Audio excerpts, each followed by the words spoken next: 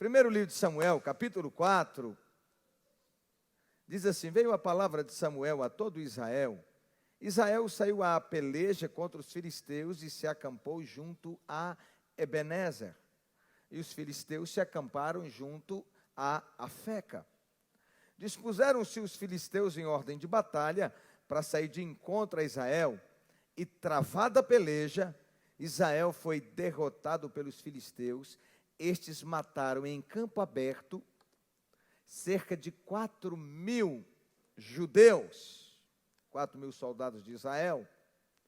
Voltando o povo ao arraial, isso é, tiveram esse primeiro embate, morreram 4.000, eles recuaram. Nas guerras isso sempre aconteceu, há um recuo para reunir a tropa novamente.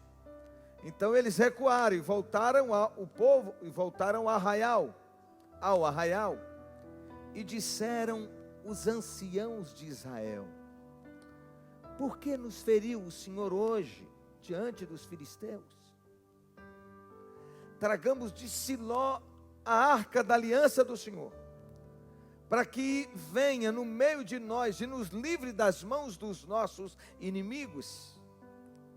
Mandou, pois, o povo trazer de Siló a arca do Senhor dos Exércitos, entronizada entre os querubins. Os dois filhos de Eli, Hofni e Finéias, estavam ali com a arca de Deus. Sucedeu que, vindo a arca da aliança do Senhor ao arraial, rompeu todo Israel em grandes brados e ressoou a terra. Ouvindo os filisteus a voz do júbilo, disseram: que grande júbilo é este no arraial dos hebreus? Então foram informados que a arca do Senhor estava no arraial. E se atemorizaram os filisteus e disseram: os deuses vieram ao arraial. E diziam mais: ai de nós, que tal jamais sucedeu antes. Ai de nós, quem nos livrará das mãos desses grandiosos deuses? São os deuses que feriram aos egípcios com toda sorte de pragas no deserto. Sede fortes, ó filisteus, portai-vos varonilmente, para que não venhais a ser escravos dos hebreus, como eles serviram a vós outros. Portai-vos varonilmente e pelejai. Então pelejaram os filisteus. Israel foi derrotado e cada um fugiu para a sua tenda. Foi grande a derrota, pois foram mortos de Israel 30.000 homens de pé. Foi tomada a arca de Deus e mortos os dois filhos de Eli, Hofni e Finéias. Eu queria que você falasse com Deus nessa hora. Curve a sua cabeça. Fale com Deus, abra seu coração. Peça para Deus que o Espírito dele ministre a você. Peça que a sua graça ministre a você. Que você receba de Deus todo o impacto dessa revelação. Porque, queridos, se nós não abrirmos o nosso coração, a gente sai pior do que a gente chegou. E isso se constitui num grande laço de Satanás, que é endurecer o nosso coração.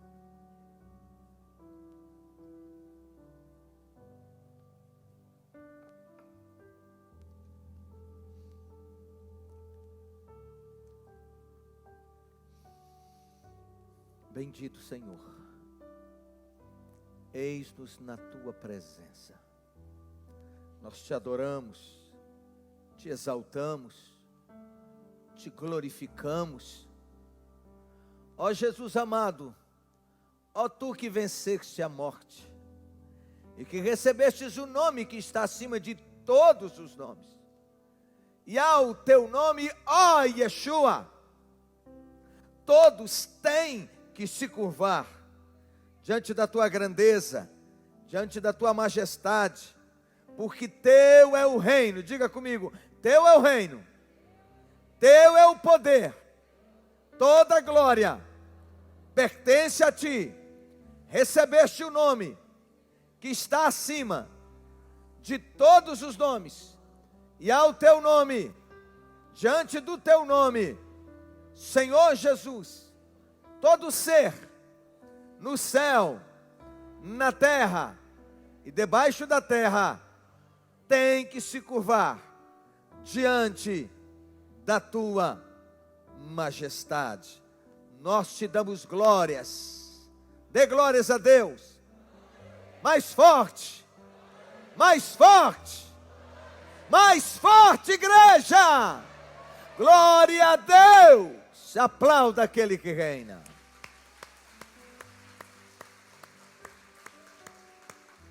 Queridos, agora a gente vê nesse texto as consequências daquilo que Deus havia dito ao pequeno Samuel, quando eu disse para vocês que ele tinha em torno de 12 anos de idade, quando Deus, que já não falava mais há anos, e o próprio menino nunca tinha ouvido a voz de Deus, agora ele ouve a voz de Deus, e ele não ouvia, não era por culpa dele, era porque aqueles que tinham autoridade espiritual sobre a vida dele, seus pais espiritual, sua família, a família de sacerdote, a qual ele estava sob a tutela, eles estavam distantes de Deus, Deus não falava com eles, eles estavam em pecado, estavam em franca desobediência, e Deus diz que traria juízo sobre eles. E agora uma guerra acontece. Os soldados vão à guerra contra os filisteus. 4.000 homens morrem. Eles assustaram, voltam para o arraial. Os anciãos, isso é, os homens experientes, experimentados, os homens idosos, dizem: vamos levar a arca de Deus. O que deve estar faltando é isso. Mas tem uma pergunta que eles fazem, que diz assim: por que nos feriu o Senhor hoje diante dos filisteus? Essa é uma pergunta que todos nós deveríamos fazer em tempos de luta. Todos nós deveríamos fazer em tempos difíceis. Isto é, por que o que está acontecendo, que tem se constituído em legalidade para que o inimigo se levante contra a minha vida? O que é que está errado? Por que eu perdi a proteção espiritual? Por que eu perdi a guerra? Por que essa tormenta? Por que esse levante do inimigo? Esta pergunta deve ser feita por nós. Os anciãos fazem, mas ela é apenas uma pergunta, nesse contexto, uma pergunta retórica, porque eles não esperam resposta de Deus, eles entram com uma resposta e dizem: vamos levar até o arraial, isso é para o meio da guerra, a arca de Deus, porque a arca representava a presença de Deus. Deus estava ali, pensavam eles, porque outrora estivera durante 40 anos de caminhada no deserto, nos primeiros anos já de posse da nação, Deus continuava na arca, Deus continuava falando. Só que os anos passaram, a liderança espiritual se corrompeu, o sacerdote se corrompeu, sua família se corrompeu, o povo de Israel se corrompeu, e Deus então deixou de estar presente. E eles vão para o arraial com a arca da aliança. Imaginem,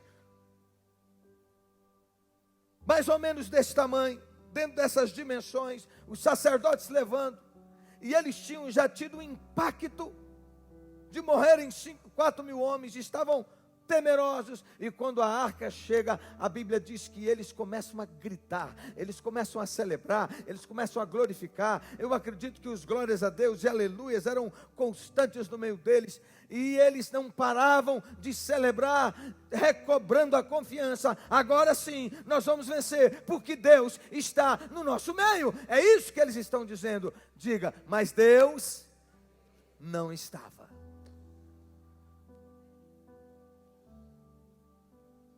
Os gritos são tão grandes, tão altos, tão intensos, as vozes de júbilo são tão intensas. A turma do sapateado, todo mundo. Foi um barulho ensurdecedor que chegou até o arraial do inimigo. E eles dizem: o que está acontecendo? Por que esse povo está nessa zoada toda? E aí chega a notícia: levaram a arca de Deus. E aí os filisteus tremem. Eles: ai de nós, os deuses desceram até nós. E eles dizem: os deuses que humilharam, que venceram o Egito, desceram até nós, ai de nós. Mas o comandante dá uma palavra que eu acho fantástica, e ele diz assim: sejam fortes, sejam varonis, tenham força, isto é, lutem apesar de tudo que está vindo contra nós, mas lutem, isto é, morram como homens honrados, lutando. E eles lutam e matam 30.000 filhos de Israel, 30.000 soldados. Meu Deus, é muita coisa. E pior ainda, além de matarem os 30.000,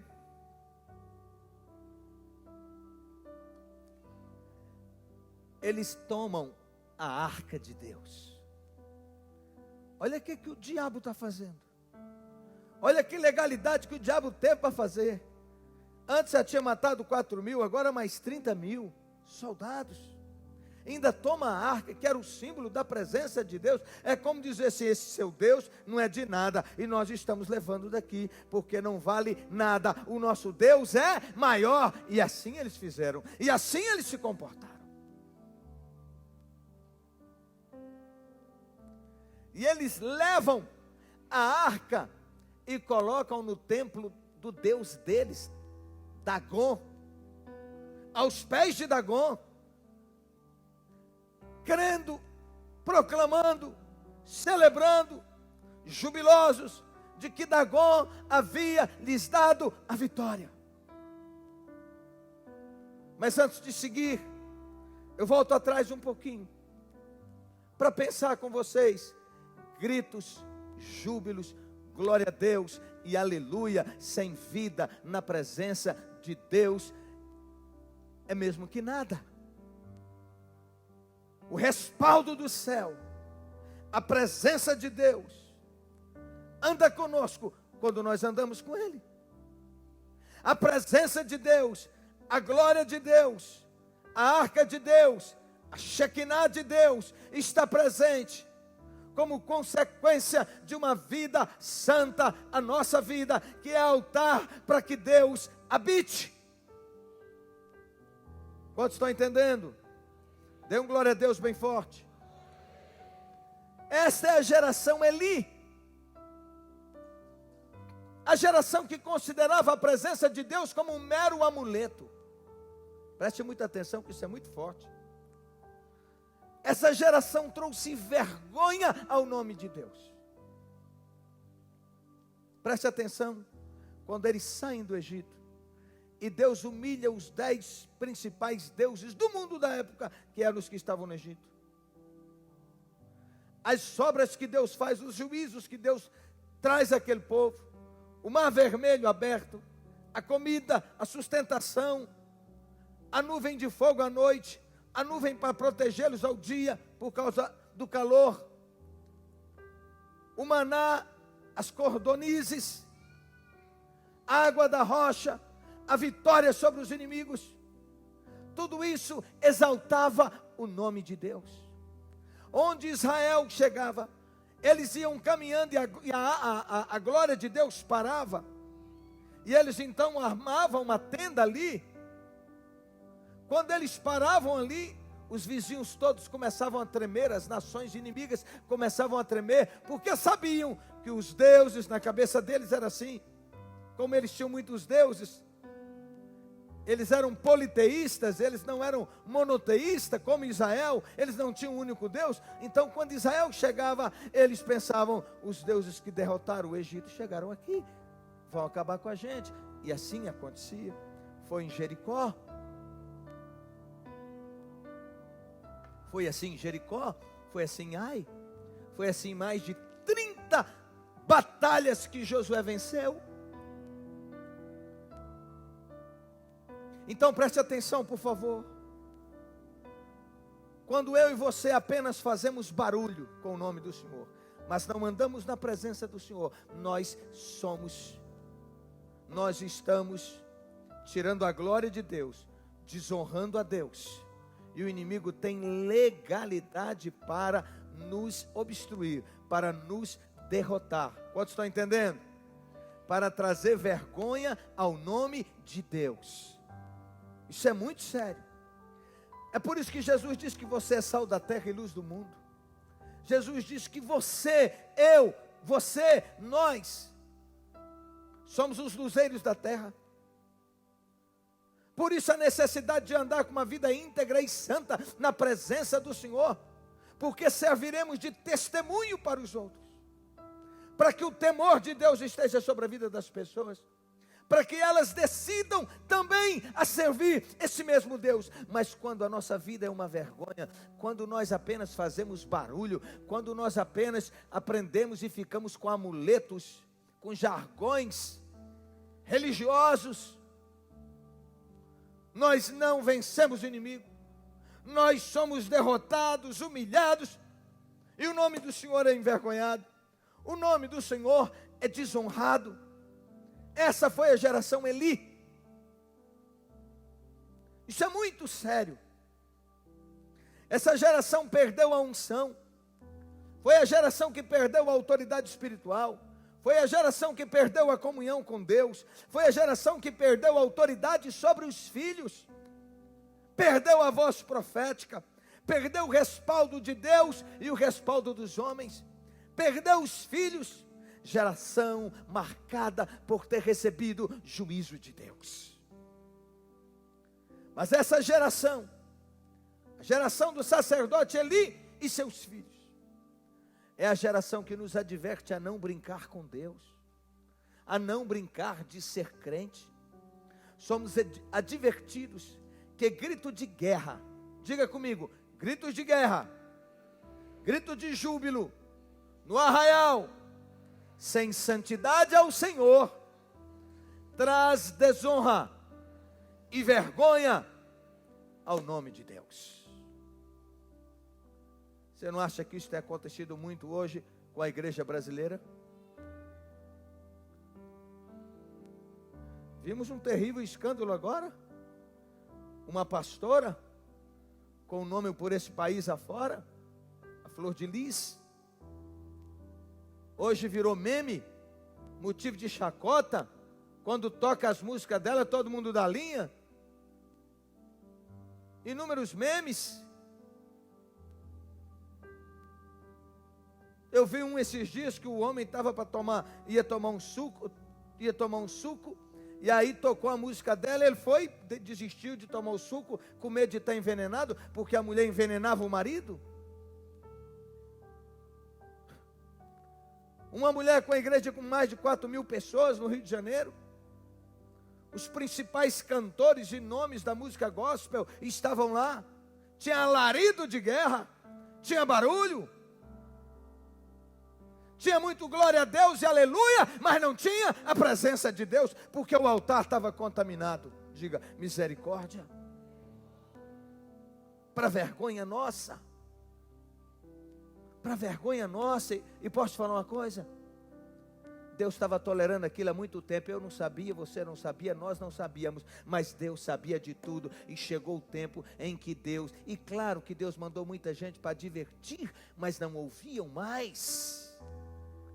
Como Deus fez no tempo de Eli, mas não ouviam mais. E chega o tempo em que Deus resolve pôr tudo às claras, expor tudo, e deixar que a maldade que estava no coração se revelasse em atos tão cruéis, como aqueles que aconteceram. Diga, misericórdia. Então eu repito, gritos de guerra. Gente que pula, que dança, que celebra, que declara, vou vencer, vou vencer, vou vencer. Mas sem a vida no altar de Deus, não vai vencer.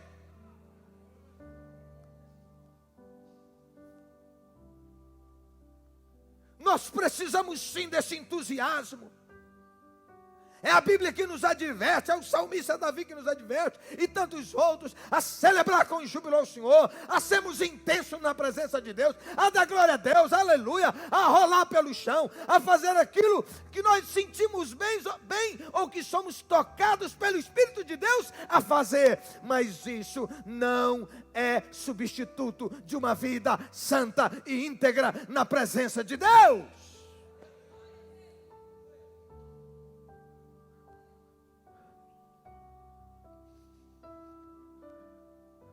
Quantos escândalos no arraial, quantos lares desfeitos, quanta coisa suja, podre, porca, atrás das cortinas das igrejas, de tantas igrejas. Mas eu quero te dizer, que no meio da geração Eli, Deus levanta a geração Samuel.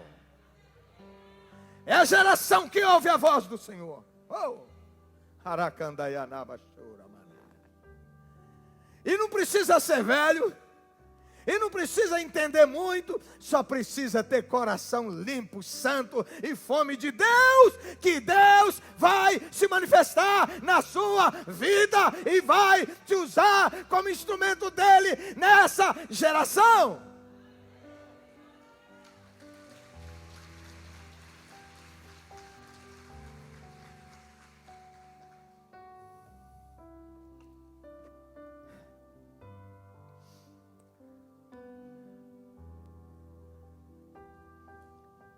Quando parecemos com a geração Eli?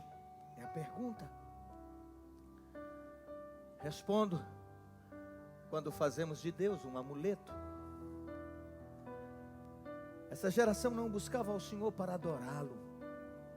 Era a geração que só tinha interesse nas campanhas de vitória. Como hoje. Chama para adorar. Chama para uma reunião de intercessão, para interceder pelos outros. Não há interesse. Mas chama para uma campanha de milagres e maravilhas que a casa enche. Tem um bocado de igrejas assim. E a gente passa em frente a essas igrejas e vê crente de tudo quanto é igreja, e alguns até daqui que estão nessas igrejas, fazendo de Deus um amuleto. Apenas para usar Deus, querendo o seu milagre. Quantos estão entendendo? Mas essa geração é uma geração fraca.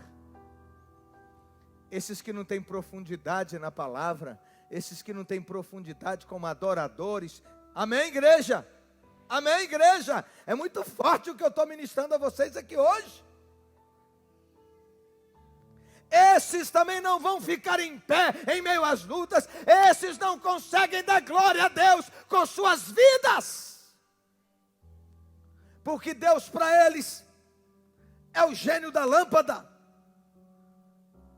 em que todas as vezes que ele precisar de uma bênção, ele vai ali alisar a lâmpada para o gênio sair e lhe atender o pedido. Posso apertar mais? Essa geração não buscava o Senhor para adorá-lo. Quase ninguém ia mais a Siló, onde estava o templo. Até hoje nós temos gente que não vem na igreja, com medo do corona, mas que está em todos os lugares aí no comércio, nas lojas, nos bancos, nas farmácias e no trabalho, mas na igreja não pode. E louvado seja Deus por esse ministério, porque ainda tem um bocado de igreja aqui na cidade que não abriram nem as portas até hoje. Sabia? Estão fechados. Está tudo online. Fazendo culto online. Online. Ouça, aquela geração não estava mais interessada em ir à casa do Senhor e a buscar sua face, ou tampouco adorá-lo. na hora das dificuldades, queriam fazer da presença de Deus uma espécie de amuleto, que resolveria seus problemas. Note que até os filisteus ficaram com medo da arca, pois eles, em sua condição de gentios pagãos, também acreditavam na força dos amuletos.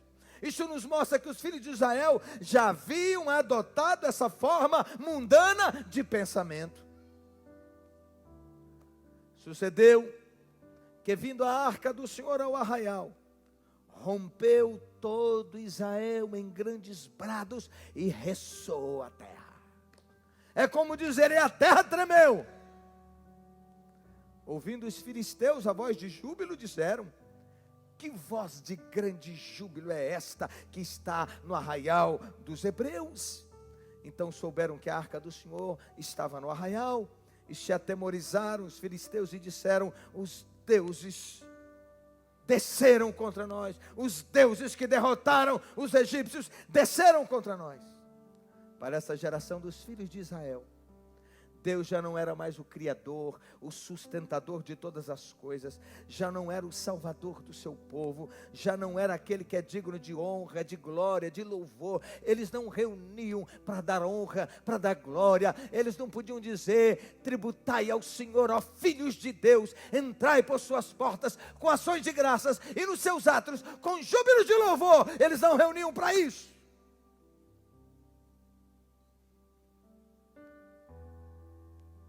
Posso dizer? Às vezes a gente está ministrando louvor na igreja e fica numa guerra, tentando estimular você, que é apenas aquele que está ali para receber, como se Deus viesse aqui só para liberar a bênção sobre a sua vida, só para resolver o seu problema. Você esforça e fala, canta, dê glória, salte, e quem ministra pula de um lado, pula do outro, está lá igual uma cuscuzeira, todo suado, todo molhado, e você, um mero espectador, parecendo que está num teatro, aonde você está para ver a peça. Não, você é a peça. É você, sou eu, somos nós que temos que oferecer o culto ao Senhor. Eu pergunto quantas vezes Deus tem ouvido da sua boca uma canção a Ele, uma adoração a Ele, uma oração a Ele, ou quantas vezes você canta por cantar e nem presta atenção no que está cantando. Mas quando o pregador diz assim, agora eu vou orar por vocês, todo mundo dá uma mãozinha, me dê minha bênção. A espera da bênção deveria ser uma consequência natural de uma vida que já entrou na sala do trono e já teve um encontro com o Todo-Poderoso, com o Altíssimo, e já recebeu dele a graça.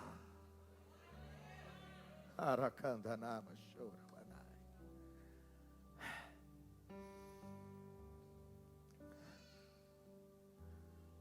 O templo de Deus estava abandonado em Siló. As pessoas já não iam à presença de Deus para reverenciá-lo e declararem o seu amor, confiança e dependência dele. Para aquela geração, Deus havia se tornado alguém de quem somente se lembravam na hora da necessidade. Me põe na campanha aí. A hora que o negócio aperta, pastor, vem orar por mim. Minha líder, me ajuda, faz uma campanha por mim. Vocês não são assim não. São os outros que são assim.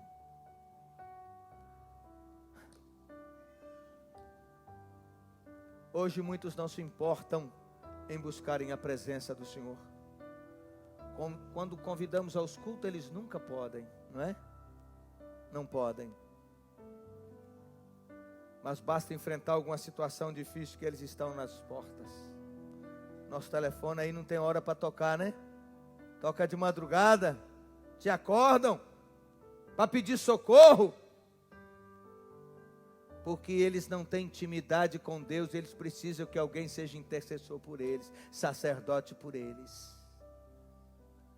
Não estou dizendo que nós não podemos interceder uns pelos outros. A Bíblia nos manda levar as cargas uns dos outros. Mas eu quero te dizer que se você não conhecer a intimidade de Deus, na hora da luta, você vai entrar em desespero. Porque a arca não vai estar. A arca pode estar, mas Deus não vai estar. A Bíblia pode estar, mas Deus não vai estar. Os amuletos podem estar, mas Deus não vai estar. Quando chamamos para cultuar e para render glórias ao Senhor, não querem. Mas quando os negócios vão mal, querem que a gente ore, inclusive vá no trabalho deles e unja a loja, unja o comércio, o negócio, a indústria. Não é assim? A nossa geração precisa aprender a temer a Deus e amar ao Senhor, ao invés de querer tratar a Deus como um empregado. A geração Eli não buscou o Senhor. A geração Eli fez de Deus um mero resolvedor de encrencas. E por isso perderam a presença de Deus. Só que eles não sabiam que tinham perdido. Eu pergunto a você, você está carregando a glória de Deus na sua vida? Tem sala do trono aí? Tem adoração? Você entra na presença dele em adoração? Tem intimidade com Deus? Tem amizade com Deus?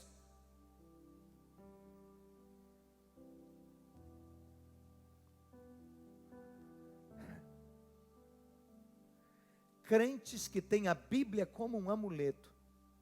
Crentes que reduziram a presença de Deus a um lenço ungido, a um copo d'água, a uma pequena arca, um pequeno túmulo vazio, um frasco de óleo. Reduziram Deus a um servo, pequeno resolvedor de problemas. Igrejas que só sobe no altar quem tiver de paletó. Se não tiver de paletó, eles não te põem. Eu já tive igreja assim, e eu fui sem paletó. E os líderes da igreja, os presbíteros, falaram assim comigo: não pode subir, tem uma lei aqui no conselho, que não pode subir sem paletó. Aí eu falei assim: então quer dizer que se eu colocar o paletó lá, ele vai pregar, né? Ele vai abençoar vocês, né? Eu falei: tem problema não, eu ministro aqui de baixo. Aí tinha uma cortina que fechou aqui tudo assim, não foi nessa igreja, mas fechou todo o altar, porque eu não podia entrar ali, porque eu não estava de paletó. Estou te falando de igreja daqui da região. Isso aconteceu comigo. E eu fiquei ministrando lá de baixo.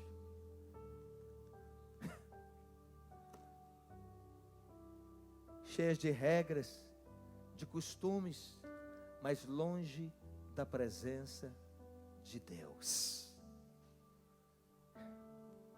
Em nossos dias, ouça-me, a igreja está deixando de adorar o Senhor pelo que Ele é, ou estamos buscando somente pelo que Ele faz?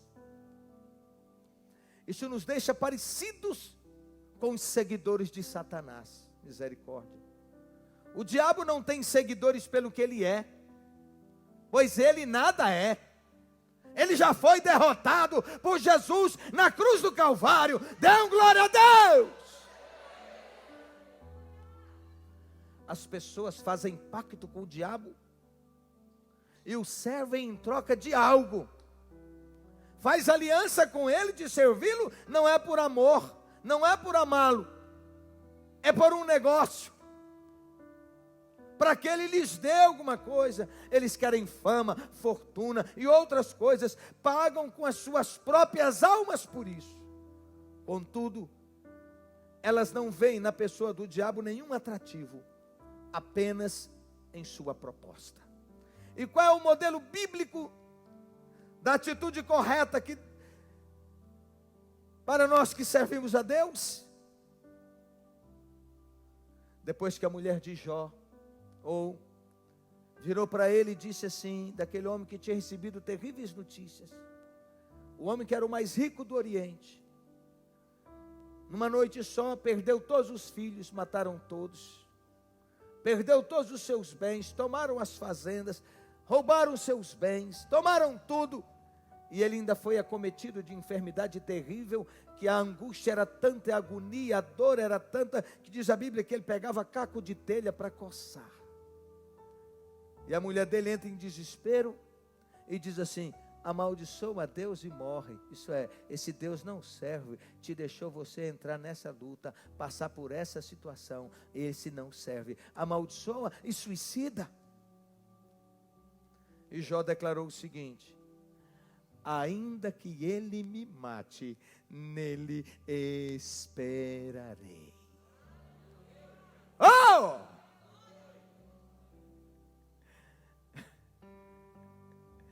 Jó capítulo 13, versículo 15. É por isso que Deus mudou a sorte dele, porque Deus tem interesse de gente assim na terra.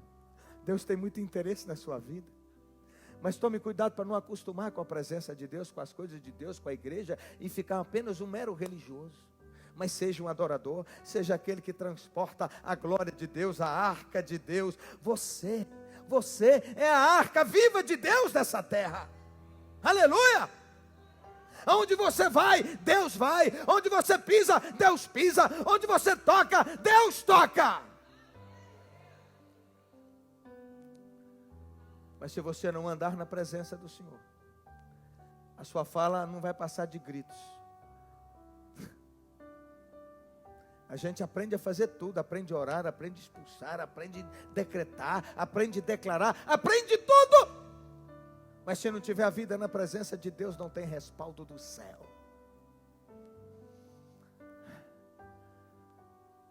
Essa palavra é muito atual. É de pessoas como Jó que o reino de Deus necessita hoje. Isso é, eu não sirvo a Ele pelo que Ele me dá. E o diabo tinha acusado isso. O diabo chegou para Deus e disse: você está vendo teu servo Jó? Ele te serve porque você encheu ele de riqueza. Você deu tudo para ele. É claro que ele tem vantagem em te servir. Aí Deus diz assim: então eu vou te liberar. Você pode tocar na vida dele, tirar tudo. E nós vamos ver se ele continua me servindo ou não. E eles vão tirando tudo, e o diabo vai tirando tudo, e o homem continua firme na presença do Senhor. Oh! E depois ele diz assim: antes eu te conhecia de ouvir falar, mas agora os meus olhos te veem. É a luta, meu irmão, é o sofrimento, é a dor, é o choro que tira toda a casca, que tira o orgulho, que tira a vaidade e nos humilha e nos permite abrir mão de todas essas coisas mesquinhas, sujas e até malignas e aprendemos a entrar no sobrenatural de Deus. Agora não é mais pelas vantagens que tenho, mas é pelo desejo de estar na presença do Todo-Poderoso. É por andar com Ele, é por ser amigo dEle, é por ser servo dEle, é por ser habitação do Altíssimo, é por ser instrumento da sua graça nessa terra, é por ter sido tão amado pelo Senhor, que a única coisa que nos motiva a viver é amá-lo, é servi-lo, é exaltá-lo, é glorificá-lo.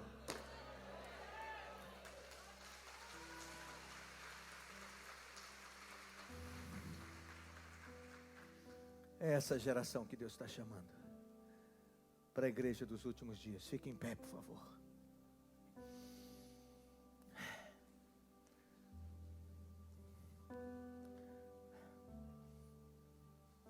É claro que nós podemos buscar a Deus também para receber as bênçãos, e Ele é galardoador. Ele tem muito galardão, muita bênção, muita graça para aqueles que o buscam. Ele que diz isso.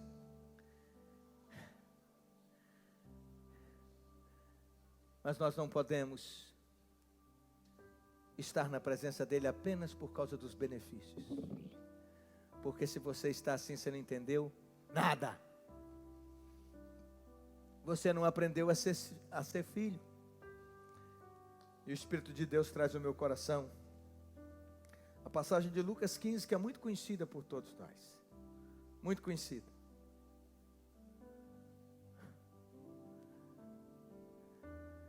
Aquele pai que tinha 2 filhos. E Jesus conta uma parábola para mostrar como era o coração de Deus. Um diz: me dá tudo que eu tenho que eu vou embora. Isso é, eu não quero a sua presença, eu quero os teus bens. E o outro que fica em casa. Só que fica em casa, mas não vive como filho, vive como escravo, vive como servo. E aquele que foi embora, que só queria as bênçãos, pegou as bênçãos tudo, e dentro de poucos anos torrou tudo, acabou tudo, ficou na pior, abandonado por tudo e por todos, pelas mulheres, pelos amigos, por todo mundo. Ele volta para casa, desesperado, e diz: não precisa nem me receber como filho, não, me receba como um dos seus trabalhadores, como um dos seus empregados, eu só quero ter comida para viver. O pai o restaura e diz assim: não, meu filho, vem cá, eu não te quero como empregado, eu te quero de novo como filho, porque eu nunca deixei de te ter como meu filho. Faz aquela festa, mata o bezerro cevado, coloca sandália nos pés, anel, troca roupa, anel no dedo, e ele podia assinar em nome do pai, negociar em nome do pai, e lá no campo está o outro filho trabalhando. Quando ele volta, que ele escuta a zoada toda, ele chama o empregado: o que está acontecendo aí? Já não gostou. O que está acontecendo? É o seu irmão que voltou, foi encontrado vivo, ele está aí. E ele não entrou para a festa. E avisaram o pai: ó, seu filho não quis entrar não. O pai larga a festa, vai lá conversar com ele. Ele diz: esse teu filho, que torrou todos os seus bens, eu estou aqui te servindo a vida toda, você não me deu nem um cabrito para me celebrar com os meus amigos. E o pai diz assim: meu filho, tudo que tenho é teu. Essa é uma frase que me remonta à minha adolescência, que quando eu ia cobrar alguma coisa a meu pai, que eu trabalhava com ele, e aí ele falou assim: meu filho, tudo que eu tenho é seu. Me dava aquela letra, né? Sabe, filho trabalhando com o pai, que você quer um dinheirinho no fim de semana, em vez de te dar o dinheiro, ele te dá uma letra? Então, ele me dava essa letra. E o pai diz: tudo que eu tenho é seu. Isso é, era alguém que era filho, mas não vivia como filho.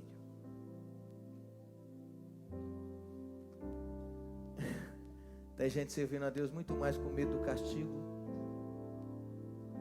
do que usufruir a bênção da presença do Pai. Olha para mim, por favor. Deus amou o mundo de tal maneira que Ele deu ao seu Filho unigênito, para que todo aquele que nele crê não pereça, mas tenha a vida eterna. Ele deu o melhor que Ele tinha, o seu Filho unigênito. Deu por amor a você, deu porque Ele quer. Não mais, a presença não é mais numa arca, a presença agora é no coração. Aleluia. Agora você não precisa de amuleto, e você não precisa nem de sacerdote. Agora você é o sacerdote. Agora você entra na presença. Agora você vai para suas guerras sim, para suas lutas sim. Você vai, porque Jesus disse que no mundo tem aflição. Então as lutas vêm, mas o Senhor vai com você. E Ele te garante vitória. Ele é o seu escudo, Ele é o seu Deus, Ele é o general da guerra.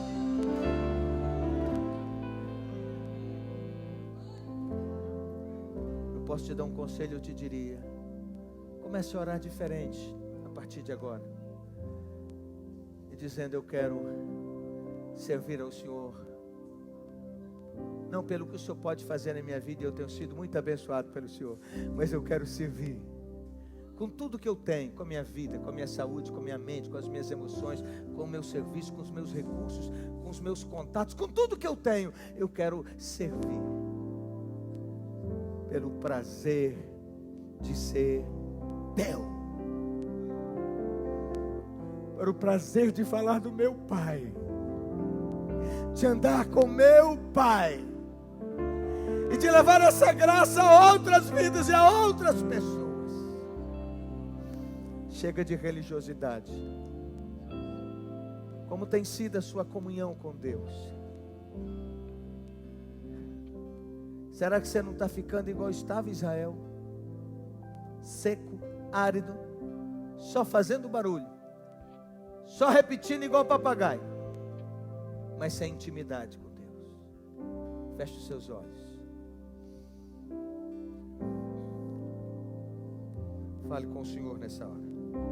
Sim, quero sentir suas afeições por mim. Não preciso me esconder, oh não.